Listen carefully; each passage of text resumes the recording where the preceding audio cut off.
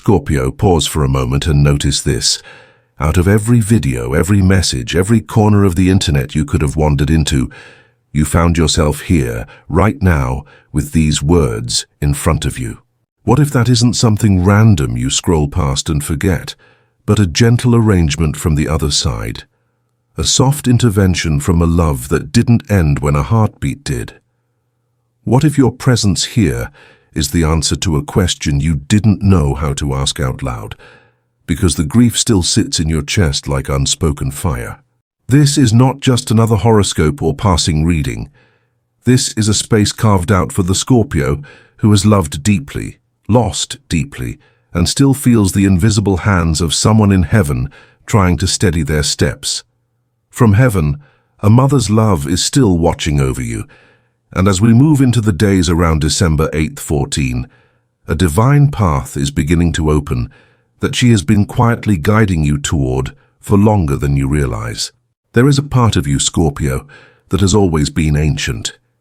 Even as a child, you carried an understanding of loss, of silence, of the unspoken things that hang in the air after goodbyes. Maybe your mother has passed from this world, or maybe the mother energy in your life, someone who loved you, raised you, or held space for you like a mother, has transitioned to the other side. Whatever form she took, her absence feels like a room you still walk into out of habit, only to remember she isn't there anymore. You might still reach for the phone in your mind when something big happens. You might still hear her phrases in your thoughts when you're tired. You might dream about her in ways that feel too vivid to dismiss. And lately, that presence has felt closer, hasn't it? Like she's been leaning in a little more, like the veil between you is thinner, like she's trying to get your attention, not in fear, but in fierce, protective love. You've been carrying so much, Scorpio. You have a talent for holding what would crush other people, and sometimes that's your greatest power, but sometimes it's your greatest wound. You've been trying to be strong for everyone else, to be the one who doesn't break, who understands, who forgives, who transforms pain into wisdom. But under that strength, there has been a quiet loneliness creeping through your days. You've put on a brave face in rooms where your heart wanted to collapse. You've said, "I'm fine," when your spirit felt threadbare. You've moved through your responsibilities while a part of you wondered, who is there for me the way I am there for everyone else? Your mother in spirit sees that. She sees every time you wipe your own tears and then show up smiling for someone else. She sees the way your body tenses before difficult conversations, the way you stay when you're exhausted, the way you absorb other people's storms and then blame yourself for drowning. She does not look at you with disappointment. She looks at you with a love so tender it aches. In the nights when sleep won't come, when you roll over and stare at the ceiling replaying old conversations, you are not alone in that darkness. You might feel a sudden warmth, a pressure near your shoulder, a sense that the room is not quite empty. You might hear a song that she loved at the strangest moment, or smell a familiar scent that no one else notices, or notice a feather in a place where feathers don't belong.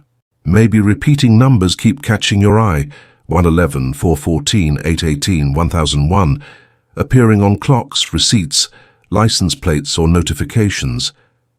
To the logical mind, they're nothing. To the soul that misses her, they are breadcrumbs. Your mother is not allowed to override your free will, but she is allowed to whisper, to nudge, to soften the ground before you step. These little signs are her way of saying, I am near you. I have not stopped caring. I'm still watching over the choices you make. Around this period, as we approach December 8th of 14, an important choice may appear in your life. It might not look dramatic from the outside. It could be a small conversation, a subtle shift in a relationship, a job opportunity, a moment when your body says, I can't keep doing this, or an inner knowing that you can't keep pretending everything is okay. Yet beneath its simple appearance, this choice will carry spiritual weight.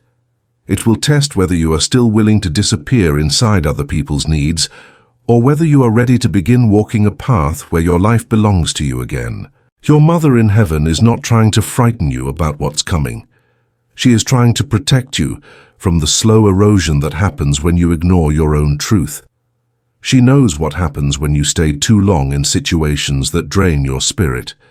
She knows how that story ends, and she is gently placing a hand on your shoulder, turning you toward a different doorway. In the archetype of tarot, the Empress often carries the energy of the mother, nurturing, intuitive, abundant. When the Empress energy steps forward for Scorpio, it doesn't just talk about comfort, it talks about creative power and self-worth. She asks, are you caring for yourself with the same devotion you pour into others? The Moon card reflects the unseen currents in your life, the feelings you've pushed down, the fears that whisper, if I change this, I might lose everything.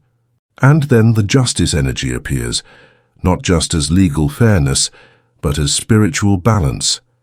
The reminder that if the scales are always tipped in favor of everyone else, eventually you disappear from your own story.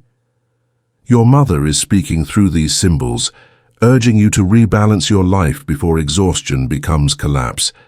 She is not asking you to stop loving people. She is asking you to stop loving them at the cost of yourself. Sometimes the body becomes the loudest messenger. You might notice headaches, tightness in your chest, pressure in your throat when you don't speak, stomach knots when you're around certain people or in certain spaces. You might wake up at the same time every night, around 2 or 3 a.m., feeling wide awake and strangely alert. In those hours, the world is quiet and the spiritual world is closer. If you find yourself staring into the dark at those times, your mother's love is often right beside you, inviting you to breathe, to listen, to finally admit to yourself what hurts. Not so you can drown in it, but so you can be honest enough to heal it. Scorpio energy is connected with transformation, with the underworld of feelings people avoid. You came into this life with the ability to walk through the shadows and come back with light. But you were never meant to live in the shadows permanently. Your mother is calling you back toward warmth. During the days around December 8-14, pay attention to the invitations that appear. There may be an offer to step into a new environment, a chance to say no to something that drains you, a nudge to rest when you'd typically push through, or an opportunity to speak your truth gently but firmly. These are not random. They are part of the divine path opening before you. To others, it might look like you are making a simple choice. To your mother in heaven, it looks like you are finally choosing to protect the child she once held, the child she watched grow into someone who forgot how to be soft with themselves. You may be guided to release a connection that no longer honors your heart, or to adjust a routine that's wearing you down, or to seek help and support instead of carrying everything alone. Each aligned choice you make sends a signal back to the spiritual world. I heard you. I am listening. I am willing to walk differently now. There is also an emotional healing flowing toward your relationship with her. For some Scorpios, the connection with their mother in this life was complicated, full of love, but also full of unspoken words, misunderstandings, or unresolved pain. Maybe she left too soon. Maybe there were things she never got to say. Maybe there are questions you never had the chance to ask. The divine path opening is not only about your external life, it is also about rewriting the story you hold in your heart. You might feel a sudden wave of forgiveness, or finally allow yourself to be angry or cry in a way you've been holding back. Don't judge those emotions. They are bridges. Your mother, from where she is now, sees with a clarity she did not have in a human body. She understands the ways she fell short, the ways she couldn't always show up as you needed, the ways her own wounds got in the way of her love. From heaven, her love is no longer tangled with fear, pride, or limitation. It is pure, and she is not asking you to deny what hurt. She is asking you to let what hurt become a doorway to deeper compassion, for her and for yourself. Spirit often speaks through beauty and pattern, not just words. You might feel drawn to certain colors right now without knowing why. Soft ivory, pale rose, gentle greens, and deep midnight blues can soothe your spirit and help you feel held. Surrounding yourself with these tones through clothing, blankets, candles, or even the background on your phone can become a subtle way of letting your mother's presence wrap around you like a quiet embrace. You might feel pulled towards certain rituals, lighting a candle and whispering a few words to her, making a cup of tea and sitting in silence for 5 minutes, writing a letter to her in a journal you keep private. These gestures may seem small, but in the spiritual realm they are powerful. They say, I remember, I still feel you, I am open to guidance.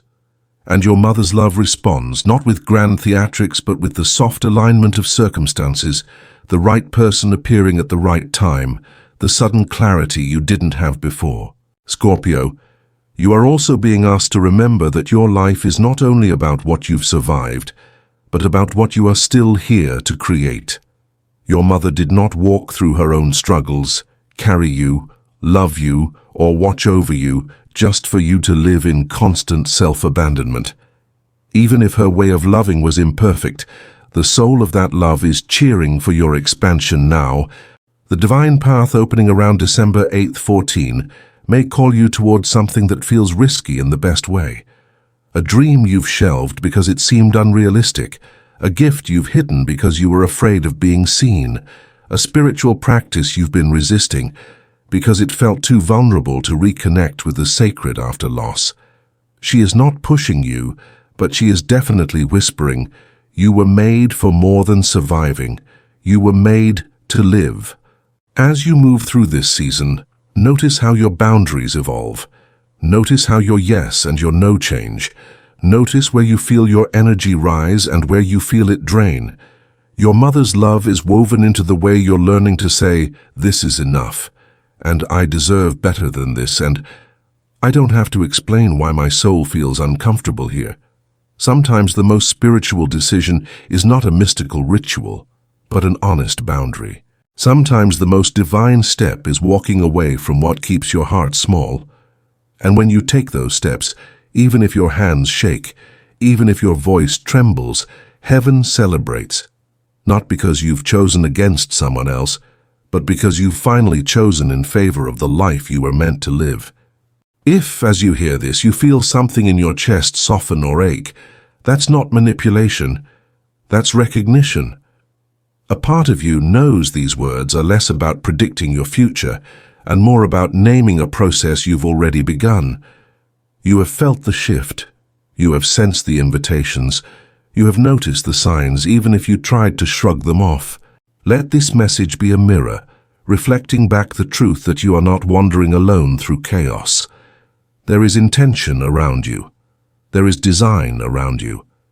There is a love from heaven that still calls you my child and keeps watch when you are too tired to keep watch for yourself. And as we reach the final breath of this message, let something gentle settle in your spirit. What you have just heard is not a command, not a guarantee, not a promise written in stone, but a reflection, a story woven from symbols, intuition, and possibilities, meant for the Scorpio heart that feels it resonate.